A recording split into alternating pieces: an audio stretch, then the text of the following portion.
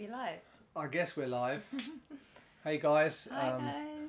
This is going to be our first live stream under the new YouTube. Let's try to mute our own computer so we're not talking back to ourselves with a huge delay. Yeah, we're testing out some new software for the live streaming, so if there's any issues, we apologise. So this is our first... Hey! Yes, we must be live because Jen's here. Hi Jen, it's just you and I and Leah and Alaska. And Alaska. There's actually not going to be many people here because it's just you guys in the Kombi crew, and we're also doing it in the middle of the day on a Tuesday, which I guess is pretty inconvenient for a lot of you. But we wanted to kind of like touch base with you and let you know what's been going on. Yeah, we had to touch base because we're actually leaving the US today. So this is our last day in the US. So we thought we'd better contact you guys and talk about what's been going on the last few days. Yeah, it might be. It's been huge. It's going to be the last time we're in the States for a while as well because, well, who knows when they're going to let us back in. Yeah. Hey Jen, where are you? Type something to me. Let me know that you're there. Tell us where you are. So what has been going on, Leah? Okay, so at the moment we're in New York City. Yes, we'd love to show you out the window because it's a beautiful landscape of the city. We've got a great view, but I really don't want to move this technology that's in front of us because it's taken a while to set up. And so we're in Portland. Oh, Portland, hey. Yeah. So we're in an Airbnb at the moment because we don't have a bus anymore. Yes, from one box to another box. Yeah. So it's been really hectic since we've been in New York City. So we've had to get Alaska prepared to go flying, and that's just a whole crazy story. You okay? I think I'm getting you a coffee ad. Yeah. Ooh. And we just dropped off Boomerang at the shipping place, and that was a weird experience because we kind of had to just leave it at this warehouse in the middle of nowhere, and it was like it didn't really feel like a safe area or a safe place to leave our valuables and our bus. It was totally in the ghetto. Yeah. So that was a weird experience. Yeah. Just do us a favour, guys. Jen, if you're listening, and anyone else that joins in, if it does start sounding crap or the stream starts breaking up, can you send us a little message so that we know that? Because I don't know if we're going to have any other way to do it. Anyway, back to shipping the bus. Yeah, we basically had to drive out to New Jersey and hand over our keys to a bunch of guys who didn't really seem very interested in anything to do with their jobs, and they were like, yeah, your bus will turn up in the UK in like 4 to 6 weeks. We were told 2 weeks when we booked the service, and we're like, so they didn't lock the bus either, so we're like, aren't you going to lock the bus before you put it in the warehouse? And I'm like, no, we don't do that. We're like, but we want you to, all our valuables are in there. Like, can you lock the bus? Everything we own in it. We don't know whether we're going to have all of our stuff when we get it back in the UK. That'll be interesting. Ian's here too from Florida. Hi Ian, thanks for commenting. Well, it's good to know that you're there.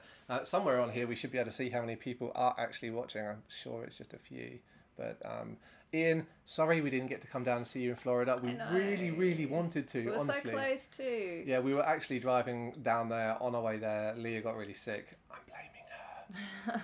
And we basically realised we're not going to have enough time. And we got stuck in a storm. We also looked at the map in the Floridian map and realised that there's so much to do there that it actually probably warrants an entire dedicated trip at some point in the future. So I would imagine that we'll fly in and do a little tour of Florida at some point. So we'll be back. Yeah, might be a while, but we'll be back. And it's so close to Cuba too. I know. We want to go down to, what's right down the bottom of Florida? What are they called? The Bahamas? The Keys. The Keys. The Keys. Yeah, we really wanted to go there. That looked beautiful, but we didn't have time. It's so far. Yeah, we had to head up here and I'll drop off the bus and get Alaska ready. So Alaska, like getting the documents for Alaska to travel has been a bit hectic. But luckily we got them the other day and she's all good to fly. There was a bit of a complication with her... what was the deal with the document? Yeah. I don't know. We basically her injection, what's that freaking called? Yeah, we had to get it seems pretty easy on paper. You just get like a rabies rabies vaccination. There was complications with the rabies vaccination. The actual paperwork we had wasn't filled in properly. 3 years ago. 3 years ago, yeah. So, up in Alaska when we were the first time that the transmission blew up and we all had to split up, and I was thinking, am I going to have to fly Alaska across the world with me? We got her ready to fly with all of the injections and everything then. And so we got her microchipped and we got her rabies vaccination. And they're the two where is Alaska? That's a bloody good question. Two main things. She's here. The two main things that they that France needs, because we're flying into France first, and then we're going to Ben's home in Jersey, Alaska. Venga. Your people are asking for you. She's tired. We're trying our very best to not let her rest too much today. Yeah, because she's on a big flight today, so we're going to take her out later and absolutely run her and exhaust her until she's going to be just sleeping in her little cage. Yeah. And not worrying about the fact that she's in a plane without us. Yeah, so we managed to get in touch with the vet up in Alaska. They got some paperwork sent to us. We went with Holly, who I think is also online but not commenting. Is Holly here? Yeah, she's not online, but I think she's there somewhere. We went to Holly's vet and he was really good and he prepared all the paperwork with us, but they couldn't sign it because it had to be done 10 days before we flew to Europe. And it was 10 days before we flew, but because of the time difference when we land, it was like 11 days. So we had to get it signed by another vet. Of course, the other vet said, I'm not going to sign someone else's paperwork.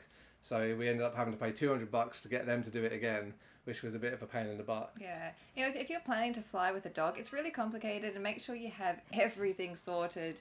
Like we thought we did, but you know, you never know what's going to happen, what they want and what they want to change, and whether they're going to accept it too. So anyway, she's accepted now. She can fly. She has the paperwork. And we've been getting her used to her little cage. I've got to show you this, guys. Yeah. Tell them about what we've been doing. Okay. So she's done really, really well actually. So we've tried to like get her used to being in this little box. She's never had a kennel or anything like that, so we thought this was going to be quite hard for her. But this is her new house. So this last week, we've been getting her used to this and sleeping in there with the gate closed as well. And she's actually been really good with it. Like she's Alaska, in your bed. In your bed, Alaska. In your bed. Come on. In your bed. She's used to it. So hopefully, I think she likes it. Yeah, I think she likes like the enclosed space. It's her little like safe spot, which is really good. Which means she'll be a lot more comfortable when she's on the plane without us for 7 hours. I think the flight's about 7 hours. So it's not bad. That's probably one of the easiest international flights she's going to have. Yeah. As part of this next big project, because at some point she's going to have to go back into this. We'll talk about that in like 18 months' time when we're trying to fly her across Iraq or whichever country it is that is going to be difficult. Libre. Right. Hey! So yeah, the job for today, we're leaving later tonight on the flight, so we're just going to get Alaska in the park for a few hours, get her really tired, so the flight overnight she'll just sleep and hopefully it won't bother her too much. She won't stress out. She's a good travel dog. Yeah. Jen asked what else we're doing to Boomerang before we can depart. Quite a lot. We have a lot to do. Assuming that we get our bus back in with everything in it and it's not complete, everything's stolen. There might be issues when we go pick up the bus with... who knows what's going to happen. We're going to pick up the bus in the UK. They said it's going to take from 4 to 6 weeks to get there. So we've got 6 weeks in the UK. Hopefully editing the season 0, season 1, what do you want to call it? Season 1. Season 1. And getting ready for the bus. So as soon as the bus comes back to Jersey, UK, then we're going to start the interior. Yeah, we have quite a bit of work to do on that. So all summer we'll be working on the interior, building like roof racks, solar panels, kitchen and bed and everything like that. So that's stage 2 of the build. And then we're done. And then we can get back to living life on the road. Well, I have to go back. In August, I've booked a ticket back to Australia. I'm going back there for maybe 5-6 months. See that uncertainty on her face there? Can you guys please tell her to come back? Because, I don't want her going all the way to the other side of the world and be like, van life in the UK? That kind of seems like it's a long way away. No. Well, I'm going there because I need to apply for a visa to stay in the UK. So, and that will take up to 6 months, they said, 5 or 6 months. So depending on when I get the visa back to come back to the UK. So that's what's happening. Yeah. So then after that we can start. A partnership visa. Yeah. We have to prove that we've been together for how long? 2 years? Officially 2 years. Okay, so if anybody doubts it, you guys have got our back, right? Because we need some proof that we've been together for 2 years. So you need to be like, I know they've been together a while. I've been watching them. They've been living in a house. They must have been together. We've been friends since 2014. Yeah. So we can say we've known each other since 2014. I know. We'll get it. Well, hopefully that doesn't cause an issue. There seems to be like a lot of problems at every single stage of this process. So we're just kind of taking one at a time, like our friend Harris in Georgia, who's probably also listening but not able to comment, has said to us, you have to compartmentalize the problem, Ben. That's what he said.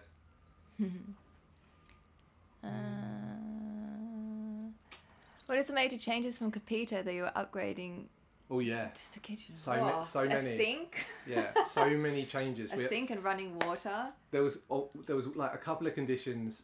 There's a lot of conditions for like me personally being able to continue to do van life. I needed to kind of get a better quality of life. You know, like we needed a better quality of life. And I'm doing it all for Leah and Alaska, and it's nothing to do with my own selfish good. I needed like it to be more comfortable. We needed to be able to be off grid for longer periods of time so that we can work with like more water supply. So we're going to have dedicated tanks, hopefully underneath the bus, which is going to take a little bit of figuring out. We're going to have a fridge, which is something that seems really obvious for van life. But before, I just wanted space to carry people and their stuff. Yeah, so already it's going to be a huge difference just having a sink, running water and a fridge. And the electrical system we've been working on with those guys, Battleborn Batteries, I told you about in the other video. They've hooked us up with a bunch of lithium batteries. That's going to be a game changer from the kind of production point of view. We're going to be able to work a lot longer off grid too. So we're documenting it all in great detail, especially the next stage with the build of the interior. So I know that a lot of people are going to be interested to see kind of how we're doing that, because we're really trying to make it primo. Yeah. Oh, thanks, Jen. What'd she say? Leah deserves it. Yeah, she does deserve it. She's a real trooper. And van life isn't easy. And when you guys see the videos that we've been recording of like the trip across and how uncomfortable it's been. Oh, it's been a nightmare. Yeah. I can't wait to show the videos it's to you guys about what our struggles of getting across the States in this van that's not prepared for travel or living in, really. No, it's not been nice, but it was just really important for us to get the outside of the bus done first, whilst we, were near our friends that had like the garages and the resources to be able to like help us with that stuff. Because when we get back to Jersey, like we're going to be based on my island of Jersey for a while, and it's an island. It's really hard to get supplies. I don't know anyone there that I can go down and say, hey, can I borrow that torque wrench or something? Like if we need any mechanical services there, we're going to be paying primo for it. So I've basically the last week been buying a bunch of tools so that I can get home and be my own mechanic on my mum's driveway. So that's going to be fun. It's a bit of a shame that this whole process is taking so long, that the kind of build is taking so long, because we would love to just get on the road and start travelling, but I think it's hard when we have to keep moving all the time because we can't really be in one place. Yeah. Like, well, obviously when we're back at Ben's home, it's a lot easier, but then I have to leave, so we're split up again. It's going to take a bit longer to get things done, so it's not easy. It's just not like we just want to get into it and get it done, but there's all these other things that we have to do in between. But basically, once we've jumped through all these hoops, once Leah's got her like extended visa for the UK and the bus is built, we'll be using Jersey in the UK as a base to go and explore Europe, and from then we'll be able to like see a lot of stuff and travel and make loads of really cool videos for you. So those of you that aren't interested in our builds, I understand that you just want us to get on to making travel content, but this is a really important and necessary step for us to be able to do that travel content. Jen said, are we going to get a proper blanket for me this time? Yes, I'm going to make him Well, Give me a nice blanket. We've got those huge orange sleeping bags from Keith and Wee Wee. Yes. I think we need something smaller than that. Yeah, they're but pretty still industrial. Warm like that, yes. But it's going to be comfortable. Very, very comfortable this time round. Yeah. Isn't it? I hope so. I hope so. I was scrolling off the bottom of the screen. This live stream we're doing right now, we're using the mic that we use for our podcasts and narration. So the mic is really good. I'm sure the audio sounds okay. The video is coming from our laptop, which is not very good. So we may try to kind of upgrade this in the future. It's really difficult for us to do live to find a decent enough internet connection that will allow us to stream to you guys. We want to be able to involve you more often and for you guys to ask us questions and stuff. So we are working on that. Yesterday I was trying to figure this stuff out, and I sat there I sat there in the lounge of this Airbnb for about 15 minutes streaming my face or streaming my voice or streaming something to the internet, like public. What the? It's like literally my worst nightmare, just sitting there getting spied on. What were you talking about? Because I wasn't near you. I think I was probably shouting, "Leah, come here and help me! Come on!" Probably. How embarrassing. Ian's asked about the engine. How's it been? Mileage, and it's been living up to your... Yeah, it's been really good. It's nice to get in the bus and just turn the key and it start. There's been a few little teething problems, I'll be honest, but we expected that, and we're working through. The good thing is that we have a computer now that we can log into and be like, oh yeah, find out what's wrong. It's been really handy. Yeah, actually. Every single time I log on, I'm like, yep, that's the problem, and I go there and I like connect the thing that was loose or whatever. It's been really good. We've spent a lot of money on gasoline. A lot. Why have we drove across the States? Yeah, America's really big, isn't it? Do you guys notice that? It's really big. It's huge. It's huge.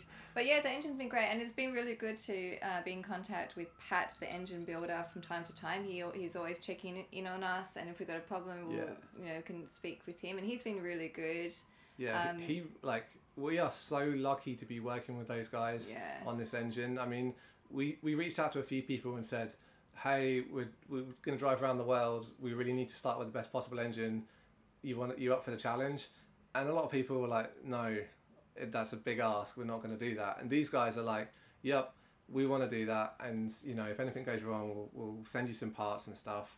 So they're really supportive, and I think Ian was asking what the mileage is on the bus. So we are. What do you think? We've gotten up to 20 miles per. Yeah, but it's not realistic. Like 20 going downhill, coming down a mountain. I think about 18 miles per gallon is about average for us. Maybe like 17, 18.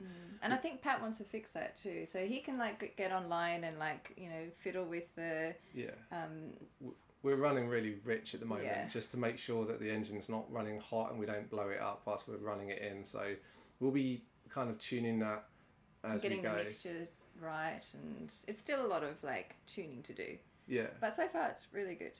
We're happy with how everything's going, how we can check the computer and how we can call Pat, and I love it. All the support's been good. Yeah. So we're happy. It's been amazing. With the big test will be when we start pushing east of Europe, and then we're on our own, kind of on our own. So we'll see how that goes. Jen says that we could have seen you in Portland. I wish I could have spent more time in Portland. We definitely need to come back to the States because there's so much to see still, and we'll be back one day. I hope so. Maybe when we're old. Yeah. Older. 40, 50. Older and wiser, and don't live in a Volkswagen anymore. Yeah. That would be smart. K-Mass, what else is there to say? K-Mass. Oh, first night, we were here in the Airbnb. We had to park the bus outside, and it had all of our stuff in it. And it's Harlem, so it's kind of the ghetto. We're on the edge of Harlem, so it's the edge of the ghetto.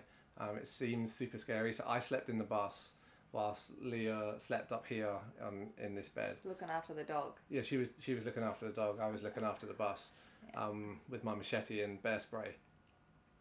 true story. But the second we got there and we were like using the Holly, by the way, I know you're listening, but you're not able to comment. Thank you very much for the weed whacker curtains and magnets. That was helped a lot. A big help, yeah, that worked perfectly. Yeah, thanks, Holly. So we wrapped the whole bus like that so that no one could see. And we as we started backing out of the bus with like all of our camera gear and computers and like everything, so we didn't leave the really expensive stuff unattended. There was like 7 cop cars turned up with like 3 or 4 cops in each of the cars, and they were like, gunshots fired, gunshots fired, and I was like, where are we parked?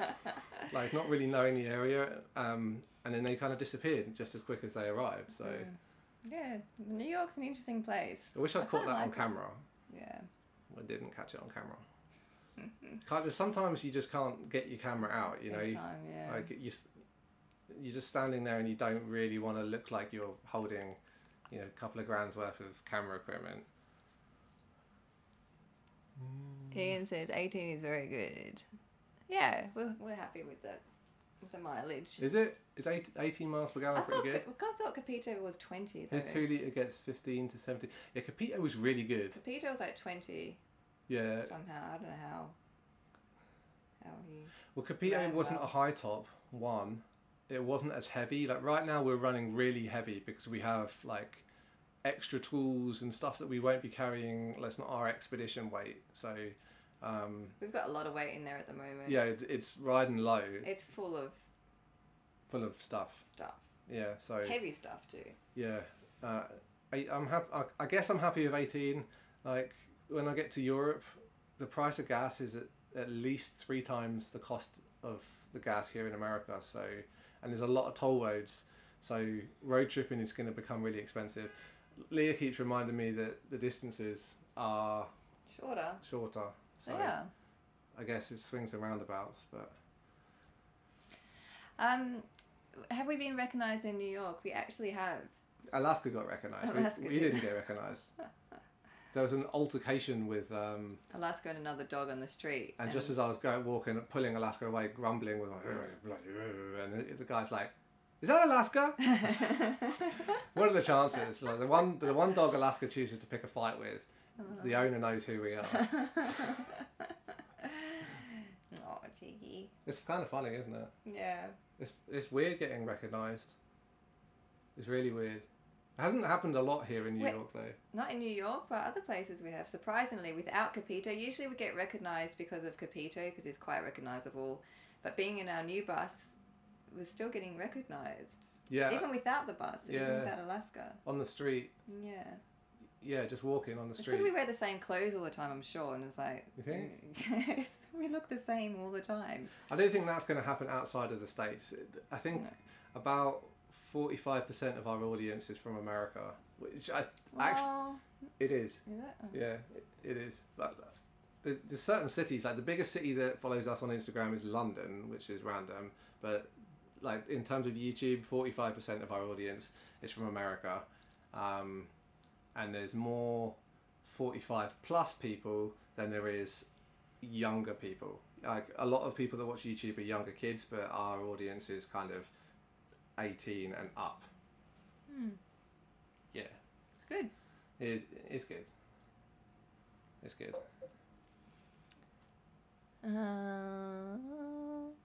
Thanks, Ian. So did you say Holly's listening? Yeah, she texted. That was who texted before. Hi, Holly. Hi, Thanks for looking after us again. It was really nice to come by Georgia. I really like Georgia. Still one of my favourite places. Athens, Georgia. Jen said her 84 Westie gets 18 to 20 miles per gallon. So maybe our mileage is not that bad. I thought it was kind of bad, but that's interesting to know. Thanks. We'll see how we go in Europe. We started off using a really good gas, and then we're using the crappy gas, but the motor is designed to use crappy gas because which is good. There's going to be a lot of places that we go to that's not going to have good gas. Yeah. Great gas. I still wish we were doing it electric, but I don't know. Maybe we're going to be the last bastions of air-cooled world travel. There are a lot of people doing it now. What, around the world? Yeah. In an air-cooled bus? Well, not in an air-cooled bus, but... No one's that crazy. No. There is always people doing overlanding trips. There's people embarking on Pan American trips pretty much every single day. You don't see a lot of them when you're on the Pan American Highway because it's so big. You want to get down, Chica? Be free. Come on. Good girl. I'm going for a run in a bit. That's your... there's a lot of people doing overlanding trips. Going around the world is a different kettle of fish. It's a lot more complicated. Logistically, it's just expensive with carnet de passage and, you know, kind of permission and temporary import visas and stuff like that. We still don't know what's going to happen when we get our bus in the UK, like how that's going to work, because technically I have a UK passport, so I can't import the bus. So Leah has to import the bus. I certainly can't drive our bus in Jersey. With foreign plates. So that's really complicated. Can you smell fire? Are we going to have a live fire on YouTube? No. I think we are, actually. Holy shit. Oh, why did you leave Look it at that. on there? There you go. Don't put that next to Oh me, my god. Yeah, that's what was it? So yeah, with this whole the whole thing, like Ben not being able to drive the bus on foreign plates. We'll ignore the fire and just get back to the conversation. It's gonna be on American plates, so yeah, it's just everything's complicated with this travel bus thing. It is complicated. You could put a sail on the roof. We're kind of hoping to keep our American plates. We've changed our plates on our bus. I don't know if you guys noticed, but they're the same. Maybe I mentioned it in one of the videos to you. It's the same as the old Capito plates, and we kept the plates from Capito, so we had a part of our previous Kombi coming around the world with us. And so also, the main reason why we kept the plates and to have the plates. You can tell them that because they're American and you might offend them. No. Well, you guys will totally understand this. We are going to use Capito's Chilean plates when we go across some countries, just as we're driving on the roads, because American plated vehicles will well, we're just assuming, and what we've heard from other people, that some people don't like Americans and we don't want to get hassled for being American. It's not your fault, guys, honestly. It's not your fault, but it is going to be in some countries, it's wise not to have American plates. I think it's international relations is the issue, and you can blame your government for that. It's nothing to do with the actual people that live in America, because I would struggle to count how many people that I've met that I've disliked in America. Everybody's been absolutely lovely to us. Mm-hmm. So, but it's really difficult to explain that to somebody when your car is just parked unattended in some far off foreign country. And people just assume that people from America are rich and they're going to have lots of nice stuff in their vehicle. Yeah, too. We're anticipating getting robbed, and we're going to take the best precautions as we can to prevent that. I think we're going to have like a little Patreon exclusive video showing you how we're doing that, because it's not going to be something we can tell the public, oh, by the way, we keep all of our valuables here. Yeah, we're not going to do that, but we'll show you guys where it is, or how we're doing, or what we're thinking about. Yeah, so we just don't really want to leave our car unattended in foreign countries with American plates. It's just going to look like it already attracts a lot of attention. It's just going to, if you're going to rob any car in the street, you might as well rob the bright blue bus that's driven here all the way from America, because it's clearly got valuables in it, and the guys can clearly afford to replace it. Yeah, that's the thinking anyway. And I guess having the Chilean plates on Capito, we did have problems with people breaking in and things and trying to break in, but not like other people that we know that are driving south on the Pan American. On American plates, yeah. With American plates. They get to Mexico and they get robbed twice before they even cross the country. We had Chilean plates, and I just feel like we kind of get a bit of a nod, from the baddies. That they're like, yeah, respect. They're from Chile. Well, some countries aren't even going to know where Chile's from. No, they won't. Chile? But yeah, hopefully by the time we cross some countries that we're worried about, the bus won't look so nice, because it's so nice and shiny at the moment, and it's probably a bit dangerous to have it looking so lovely and shiny. Yeah, it's a problem having it so pretty. Ian's asking about Oscar, the guy that we helped down in Mexico, if I've heard from him. He's not really tech savvy, never was, which was why it was all a cash deal. I had to go drive all the way back to Tapachula and find him and give him cash, because we couldn't just PayPal him. But I do get messages from time to time from his daughter checking in, just saying, hi, how you doing? So yeah, everything's good down there. They're doing well as far as I hear. So it's pretty cool. It was a while ago now. It was like 2014. So I think he's doing all right. It was nice to go back and see him and see the difference it made. Like, it was only a small amount of money, but it was like $3,000 or something. But that's quite a lot of money, because they get, recap, they got free healthcare if he could get to Guatemala, but he couldn't even afford the transportation to get from southern Mexico to Guatemala to do the where he's from, to get his free healthcare. So he was like, I'm just gonna stop doing it, and he was pretty much gonna die. You know, he was like, it's not working, I'm feeling really sick, I'm getting worse. And then that video happened, everybody piled in and threw some money down, and like, we managed to get that to him, and he got his treatment. And next time we went to see him, he had hair. It was a pretty special moment. So we're hoping to do a bit of that on the next trip as well. Trip, yeah, definitely. We don't want this to be all about us. We're like hoping to work with communities, and that's going to be a major thing that I want to do, that we want to do. But both of us do. We haven't been able to give it too much thought of how and what, but we just know we will. Once we've got the bus sorted, we'll start focusing on the journey. Everybody keeps asking us, which way are we going across the world? And we're like, we didn't know which way we were going across America until pretty much the last minute. So one step at a time. Maybe I'm taking that compartmentalising the problem a little bit too far, not knowing literally how we're getting to the airport this evening. Yeah. Anywho. It's getting really hot in here. Are you guys going to have bikes or other forms of outdoor gear? Yeah. We would love to have bikes on our bus. That would be nice, wouldn't it? But there's just no room. We have so much. Our bus is going to be heavy enough without. I want a motorbike. Like that. I want too. I'd love a motorbike, a 2-person canoe, 3 surfboards. You need 3. Anything else? No. We thought about this. We don't exactly know what we're going to take. Probably you can't take a lot of stuff, to be honest. I think we're more likely to just rent bikes when we get to places. Yeah, I think that's better. Having a bike would be really nice, though, because it's a great form of transport. We're worried about, like, we're going to be worried about whether it's going to get stolen, leaving the bike. Like, it's just, we can't bring too much stuff like that. I don't think so. Surfboards, yes. Thanks. A canoe, no. What Bikes, about a blow-up canoe? You can get a blow-up canoe, but even those pack up pretty large, so... Yeah, we need to keep our weight down a lot. We've really got too much stuff in there, so... We're under strict instructions from the engine builder to not overload this bus. So yeah, we'll get in trouble from Pat, the engine builder, if we do. We will. It's good advice too, actually, I think. Yeah, but what we are planning to do, hopefully, in this trip is not just do things on the bus and travel on the bus. So we'd like to park the bus up somewhere and then go do a trip around Asia, like backpacking trip around Asia, or a motorbike trip around somewhere. So we're going to break it up a little bit so it's not just us driving in the bus.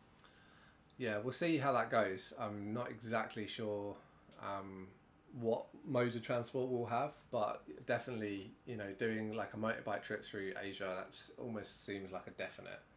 I have to do that. It's half the fun of travelling through Southeast Asia. In the Philippines, maybe we won't ship the bus there, we'll park it in Vietnam, or who knows what happens, but who knows? Make it really Kombi life, like travel. No plan. I mean, like a combination of vehicles. That would be really cool.